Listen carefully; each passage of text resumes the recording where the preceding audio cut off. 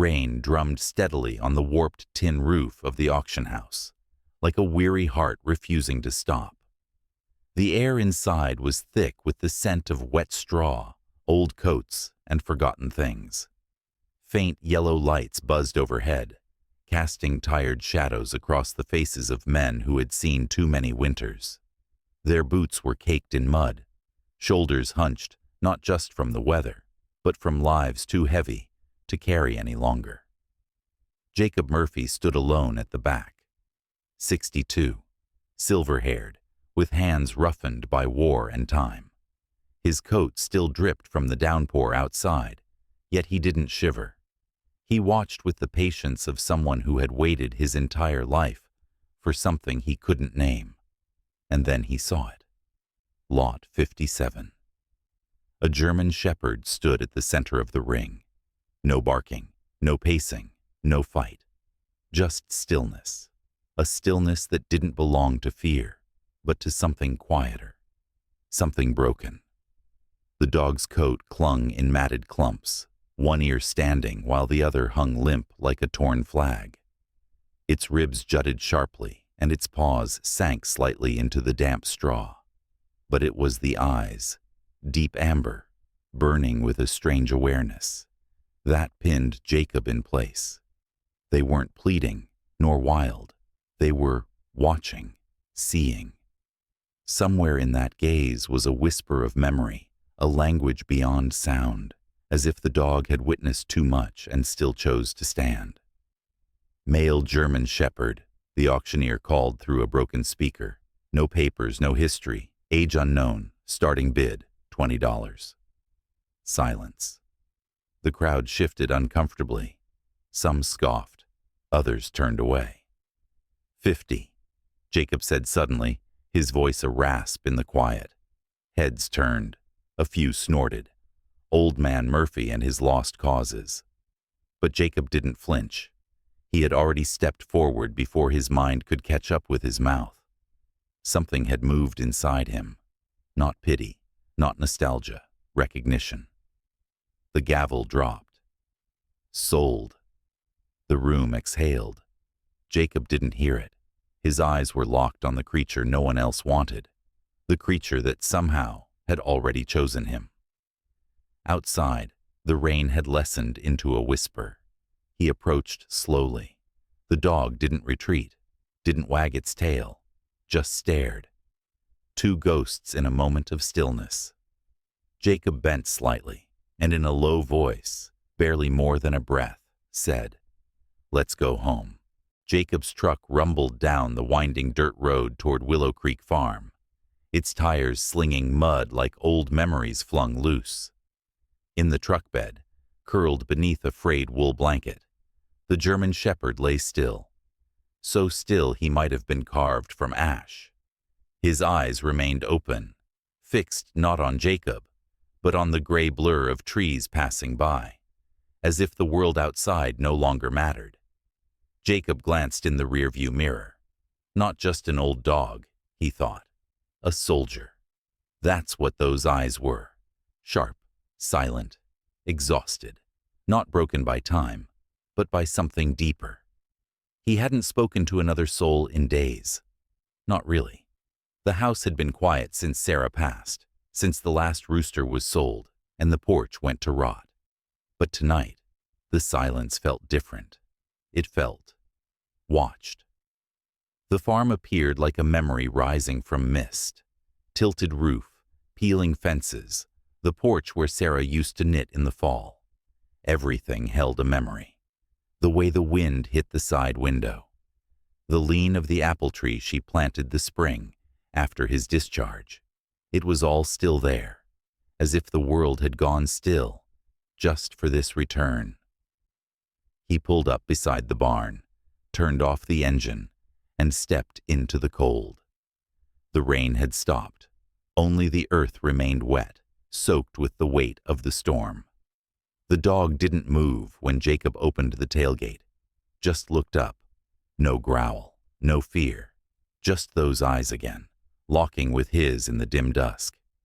Jacob waited, then reached for the leash he hadn't used in 15 years. The dog stood slowly, stiff from stillness, and stepped down. His legs wobbled, but only for a moment. Then he straightened, one foot in front of the other, like muscle memory long buried waking again. In the shed, Jacob laid out a blanket, filled a bowl with water, and opened a tin of dry kibble. The dog sniffed the air but made no move. He walked the perimeter of the room first, one full circle, nose low, ears twitching, like a soldier checking for mines. Jacob sat on the edge of the wooden step, hands resting on his knees. He watched the shepherd settle in a corner, back to the wall, eyes forward. Tactical, trained, but not recently. On the wall behind him, an old photo still hung. Jacob, Sarah, and Commander, his military partner, taken 15 years ago. Commander, upright and alert, his paw resting beside Jacob's boot, his eyes identical to the ones now watching him from across the room. This dog was no accident. Jacob leaned back, the wood creaking under him. "You're not just lost," he whispered. "You've been sent." And in the stillness that followed, the dog didn't blink, only watched, only waited. Morning broke slowly over Willow Creek, painting the sky in soft amber and ash. Mist still clung to the low branches and curled along the old fence posts, like breath, not yet exhaled. Jacob stood at the window, fingers wrapped around a mug of bitter coffee, watching the figure in the yard. The German shepherd hadn't moved far from the shed. He sat still, spine straight, eyes locked on Jacob through the glass. Not demanding, not pleading, just present. That kind of watching was something Jacob knew. He'd seen it in war zones, not from enemies, but from fellow soldiers. It was the look of someone who'd already died once and was waiting to see if it was safe to come back. He stepped out onto the porch, the wood groaning beneath his boots. The dog didn't flinch. Jacob walked slowly across the yard, boots pressing into damp soil. He carried the food bowl again, filled this time with the richer stuff, real meat, warmed on the stove. As he approached, the shepherd stood, not in greeting, not in fear, in readiness. Jacob stopped a few feet away and crouched, placing the bowl down gently. The dog sniffed once, then looked up, not at the food, but at Jacob. That question again. "Can I trust you?" He didn't speak, just nodded once and stepped back. Only then did the dog move forward, not with hunger, but with deliberate purpose. Every muscle in his frame moved with restrained control. He didn't dive in. He took his time. And when he ate, he didn't look down. He kept glancing up, always checking, always reading. Afterward, he lay down at a diagonal, not facing Jacob directly, but positioned where he could watch both the house and the horizon. Jacob sat nearby on an overturned crate, letting silence do what words couldn't. Nearby, the wind stirred the lavender bushes Sarah had planted years ago. Their scent drifted faintly on the air, warm and calm, healing. And for the first time in years, Jacob felt that something was alive again on this land. Not just breath and body, but watchfulness, like the house was no longer empty. He reached down, absently scratching at a knot in the wood. "You're not a stray," he said softly. The dog didn't react. "But you were somebody's." His gaze moved to the shepherd's neck, where the fur had thinned slightly. A mark, round, faded, and unnaturally even, peeked beneath the thick coat. Jacob's heart paused. He stepped forward carefully, fingers brushing aside the fur. There, pressed into skin like an echo of fire, was a circular scar pierced by an arrow. His breath caught. He knew that mark. Holston Kennels. Jacob stepped back as if stung. The scar was unmistakable, a brand, not some accidental burn or healed wound from a rough life on the streets. Number. This was intentional, deliberate, the kind of mark pressed into a creature deemed property. Government property. Holston Kennels. The name echoed in Jacob's chest like a forgotten gunshot. It had been nearly 20 years since he last heard it spoken aloud, in trusted company. Officially, Holston was revered, an elite canine training facility known for discipline, excellence, results. Behind closed doors, though, whispers had always run darker. Rumors of black-budget projects, unnatural conditioning, and dogs that vanished without a trace. And no dog ever branded by Holston was supposed to end up at a livestock auction, unless something had gone terribly wrong. Jacob returned to the house without a word. His movements were quiet, but quick. Inside, he pulled open an old kitchen drawer and found it. An envelope thick with files, dog tags, scribbled notes from missions past. He hadn't touched it since Sarah died. The rustle of paper was the only sound in the room. He flipped through the notes until he reached a hand-sketched version of the Holston insignia. A circle crossed by an arrow. The match was perfect. He exhaled slowly and looked up.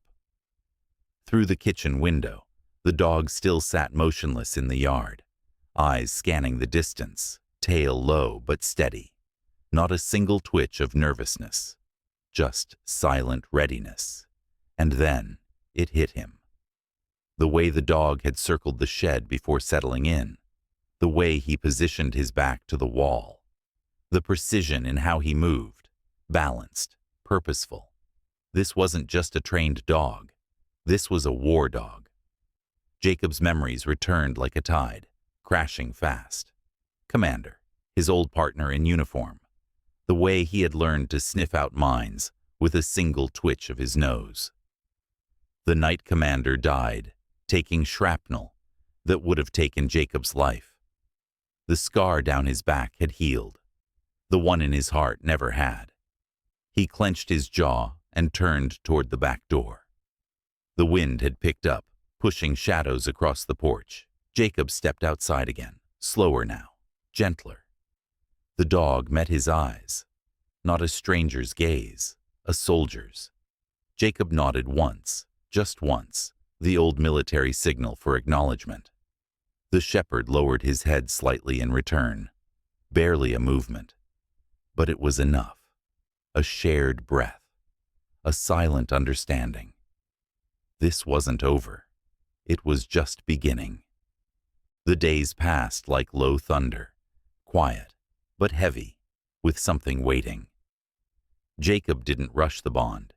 He didn't speak often, didn't touch the dog unless invited. But every morning, he filled the bowl with fresh water, offered a plate of warmed food, and left the shed door open. And every morning, the German shepherd sat in the same place. Not at the door, not at Jacob's feet, but near. Close enough to feel presence, far enough to guard his silence. Trust wasn't something you demanded. Jacob had learned that the hard way, with men and with dogs. One morning, as the fog still clung to the lavender field, the dog stood before Jacob, stiff and straight. Not asking, but reporting. Jacob, halfway through tying an old tarp, looked up. The shepherd didn't move, just stared. Jacob tilted his head. The dog turned, then walked toward the gate, slow, purposeful, and sat. A signal. Jacob followed. Beyond the fence line, a rabbit lay still, throat torn by something wild. Coyotes, maybe. But it wasn't the death that caught Jacob's breath. It was the trail. The dog had tracked it, followed it, read it, and brought him here. When Jacob looked down, the dog looked up. See, I still know. The next day, Jacob opened a drawer he hadn't touched in years. Inside, wrapped in a faded towel, was an old military leash, nylon, reinforced, with a steel clasp.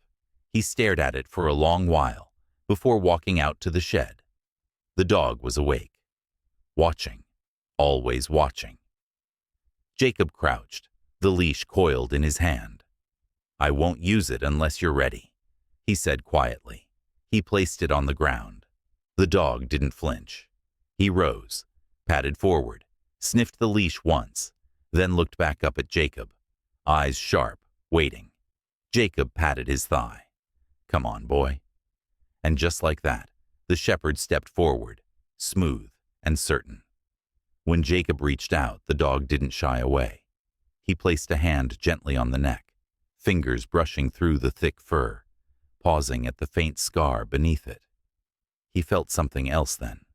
A second scar, round, hardened, branded. The symbol was still there, Holston's mark, raised and unmistakable. Jacob's breath caught. That wasn't the worst of it. Under his fingers the fur parted just slightly, and there it was, a circle pierced by an arrow, burned into flesh. A memory flooded him. Years ago, during a joint operation, he'd seen a similar mark on another K9, one of Holston's elite. Dogs trained for missions that didn't make the news. Dogs that saw things no human should have to. Dogs that were supposed to be destroyed if they saw too much. Jacob whispered, "You're not just a soldier." The dog blinked. "You're a witness." That night, Jacob couldn't sleep. He sat by the kitchen window, an untouched cup of tea cooling beside him. The house was dark except for the amber flicker of the old oil lamp. Outside, the wind whispered through the brittle trees, and in the distance, he could make out the faint silhouette of the dog lying in the barn doorway. Watchful, still. Jacob's eyes were on an old photo laid flat on the table. A podium, a sleek German shepherd, a man in a pressed gray suit standing beside it. Waymaker, the caption read, National Champion in Accelerant Detection, Holston Kennels. The dog in the picture had sharper lines, a fuller coat, but the blaze across the chest, the stance, and, most of all, the eyes. They were the same. Haunted, brilliant, human. Jacob's pulse tightened. It was him. The auction dog, the animal sold for $50 in a tin-roofed barn, was Waymaker, one of Holston's legends, a dog worth tens of thousands, a dog trained to detect flammable chemicals from over 100 feet, a dog that had vanished from public record 5 years ago. The same year, a Holston trainer named Ray Lawson had been found dead after a fire. They called it an accident. Jacob had always hated that word. He reached for the phone and scrolled through a list of numbers written on yellowing paper. Most were dead ends. Some belonged to men no longer living. But one hadn't changed. He dialed. 4 rings. Then a voice answered, rough, quiet, guarded. "If this call isn't about someone dead or dying, hang up." Jacob's voice was steady. "It's me." Silence. Then, "Jacob?" "Yeah." Another pause. "What the hell's going on?" Jacob looked toward the barn. "I brought home a dog from the auction. Figured he was just old. Then I saw the scar, the way he moved. Then I saw the photo." A breath. "Levi. I think it's Waymaker." A sharp inhale echoed on the other end. Then Levi's voice, low and shaken. "That can't be. That dog was terminated. I signed the order. Holston said he went unstable after Lawson's death. They made it sound like a mercy." "Well," Jacob said, rising from the chair, "he's not dead." The line fell silent again. When Levi spoke, the old soldier was back in his tone. "Keep him close. Don't take him into town. Don't let strangers near. If Holston finds out he's alive, they'll come." Jacob stepped onto the porch, the wood cold beneath his bare feet. "Can you get here?" Levi didn't hesitate. "Already on my way." The line clicked. Jacob lowered the phone. Outside, the wind had shifted. The dog stood in the doorway now, head tilted toward the trees, listening, as if he knew what storm was coming. The storm came without warning.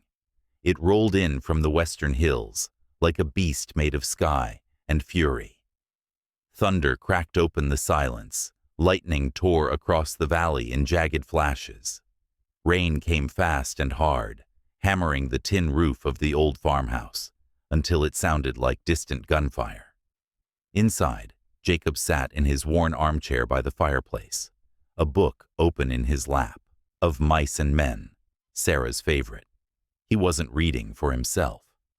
In the corner, Waymaker cowered, not like a normal dog, not with whines or restless pacing. He was pressed flat against the wall, his massive frame trembling, claws digging into the floorboards, eyes wide and unblinking. He wasn't reacting to noise. He was remembering. Jacob didn't call to him, didn't use treats or words. Instead, he read aloud, slowly, steadily, his voice low and worn, like an old song barely clinging to memory. Because he understood this kind of fear. It was the kind that didn't listen to logic, the kind that didn't believe in comfort. It came from something deeper, something burned into the nervous system. The body remembers what the mind tries to bury. Page by page, Jacob read. The wind howled, the windows rattled, the dog did not move, until he did. A quiet shift. Inch by inch, Waymaker crawled forward across the floor, not fast, not desperate, but searching, seeking the sound of something steady. Jacob kept reading. By the time the chapter ended, the dog was curled beside the chair, head resting on the toe of Jacob's slipper, still trembling, but breathing slower now, ears flat, body low, vulnerable, but not afraid. Jacob closed the book gently, placed it on the end table, and reached down. His fingers brushed the damp fur at the dog's neck, pausing at the faint scar beneath it. We all have our darkness, he said softly, but sometimes the right voice. It keeps us from drowning. The dog didn't move. Then, a quiet sound, a thump, his tail. Once, just once, not excitement, not playfulness, acknowledgement. Outside, thunder rolled away into the east. Inside, in the quiet flicker of firelight, a soldier lay beside a man who had once been broken too, and they both breathed, just a little easier. The next morning came washed in gold, as if the storm had never touched the earth. But Jacob knew better. Some storms pass, others settle in the bones. Waymaker followed him through the yard now, closer than before, yet never demanding. He moved like a shadow with purpose, always watching Jacob's hands, always checking the wind. The leash was no longer needed.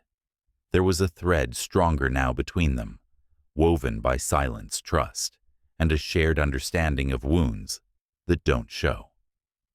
That afternoon, while Jacob knelt beneath the porch fixing a rusted pipe, he heard the crunch of bicycle tires on gravel. Then, a small voice called out, "Mr. Jacob, can I come in?" Jacob turned and squinted. A boy stood at the front gate, thin, about 11, wearing a faded ball cap and holding a book with a cartoon firehouse dog on the cover. "Danny," Jacob muttered with surprise.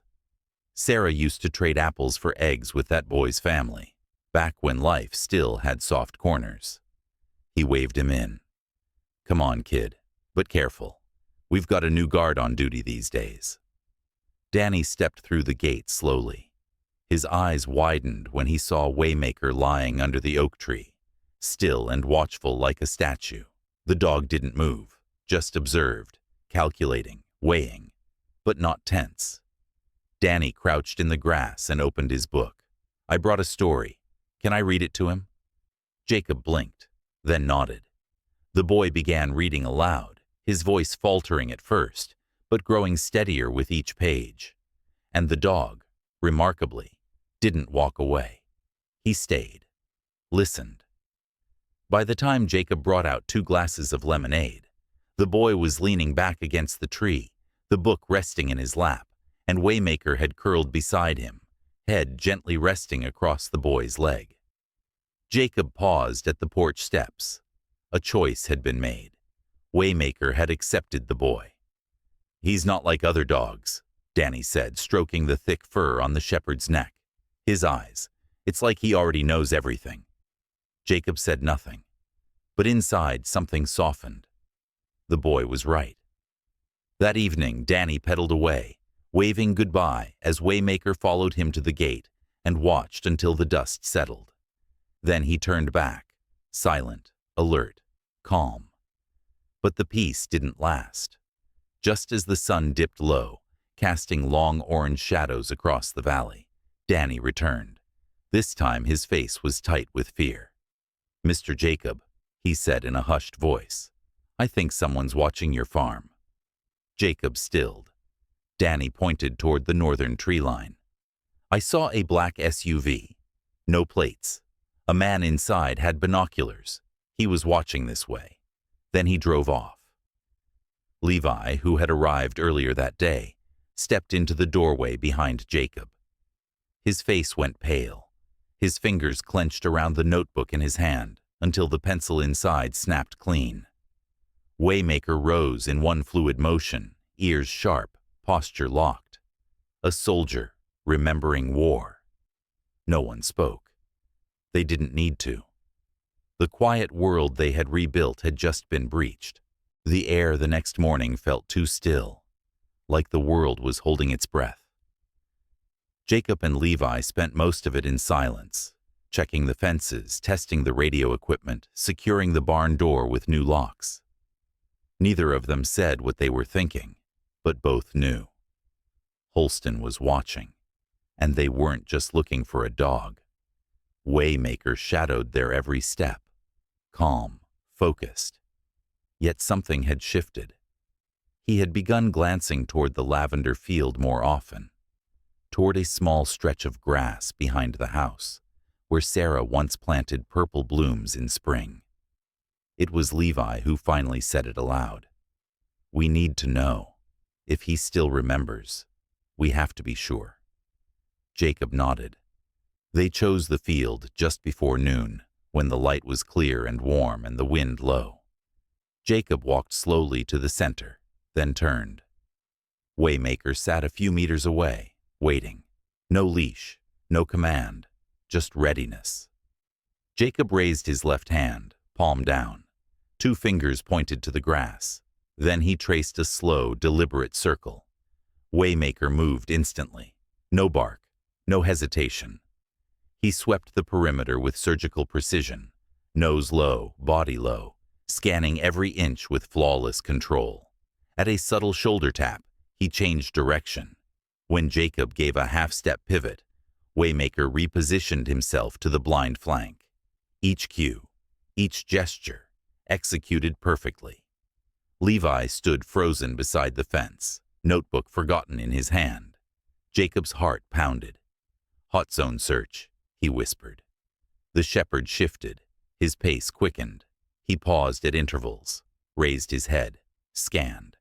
Then Jacob raised 3 fingers to the sky. "Track scent. Locate foreign presence."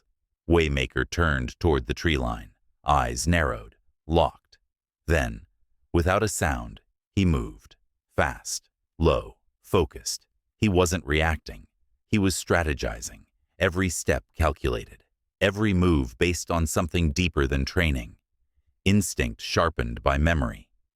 When it was done, Waymaker circled back and sat. Not for praise, not for reward.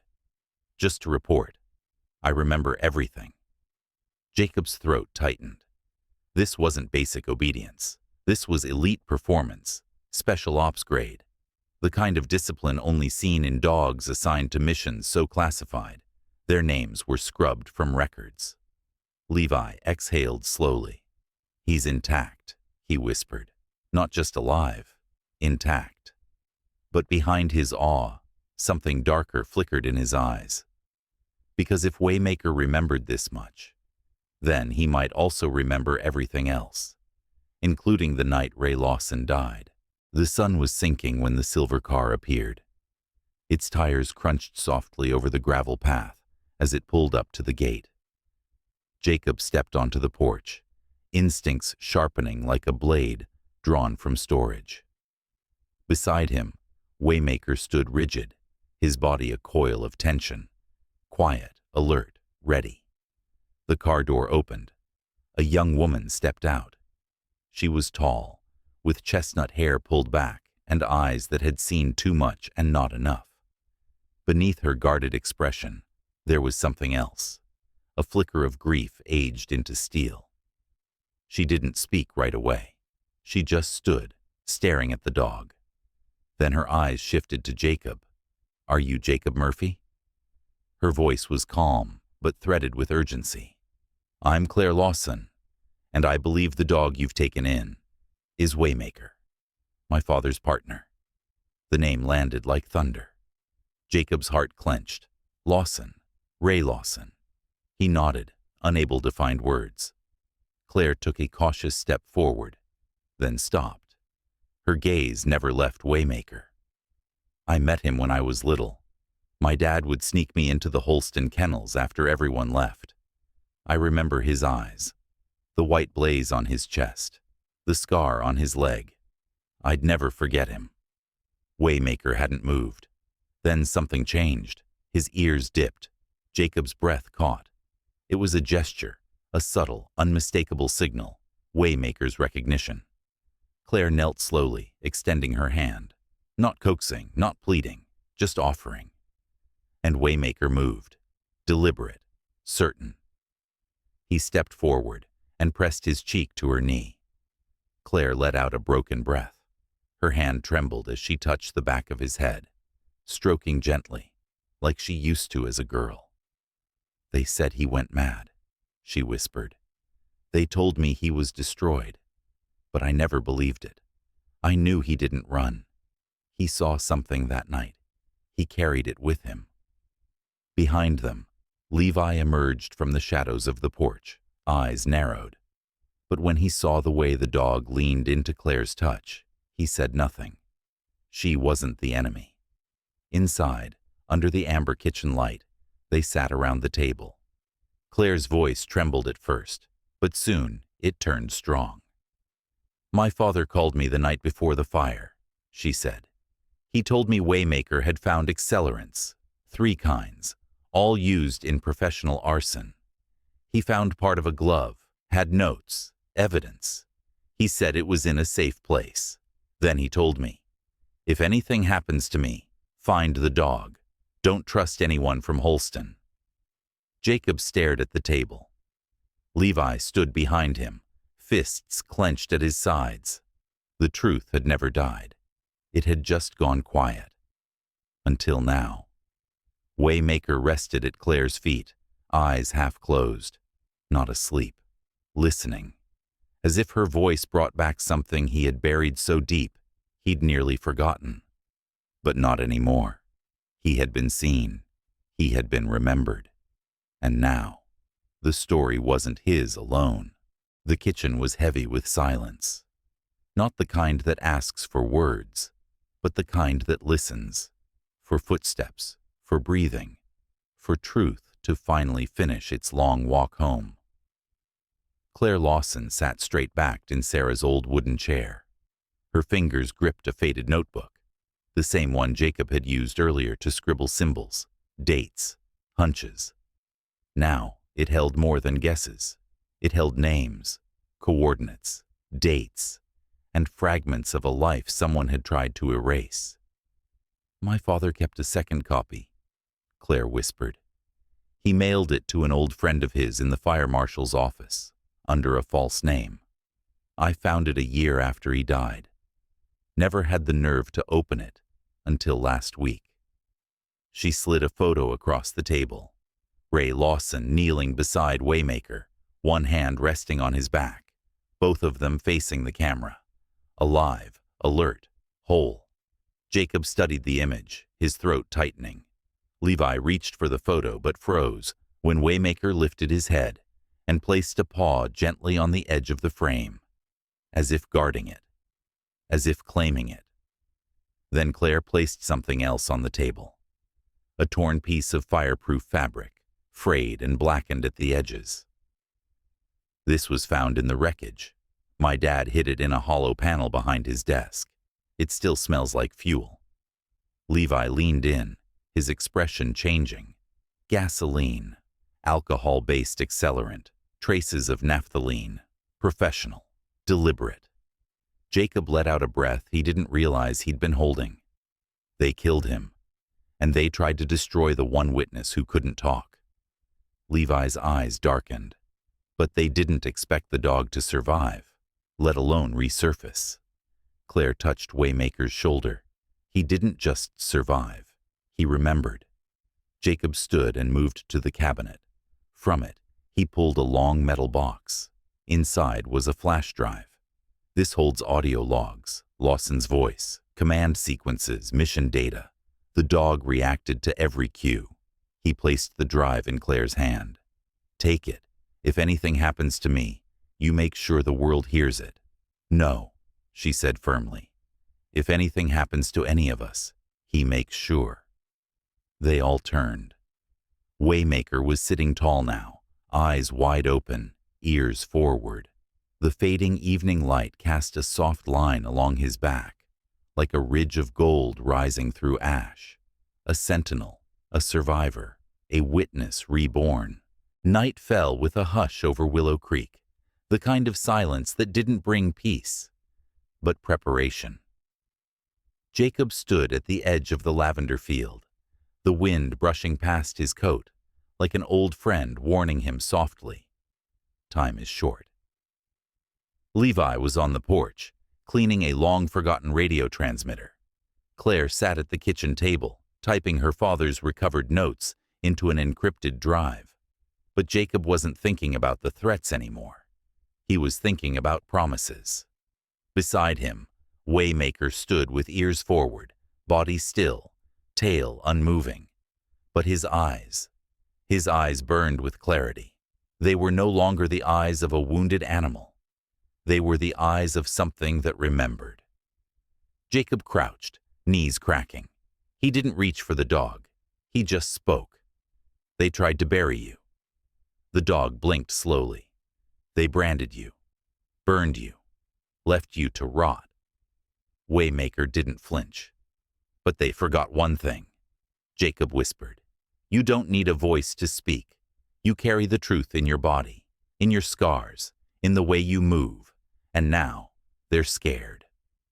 Waymaker leaned forward slightly, his nose brushing Jacob's hand. A shared breath. A sacred bond. Then, as if on cue, headlights flickered on the distant hill. Jacob stood. No panic, no fear, just stillness. "Time," he said quietly. Levi came out, rifle slung low. Claire followed, her bag clutched tightly. But it was Waymaker who stepped forward first, past the gate, into the soft curve of moonlight that spilled across the gravel path. His gait was firm, measured, not aggressive, not afraid. Jacob watched him go ahead, into the open, into the night, like a soldier walking back into memory. And as he did, something ancient moved in the air. Not just vengeance, not just survival, testimony. Because the truth wasn't just in the files. It wasn't just in the photo. It was alive. It had 4 legs, a scorched brand, and eyes that would never forget. And this time, it wouldn't be silenced.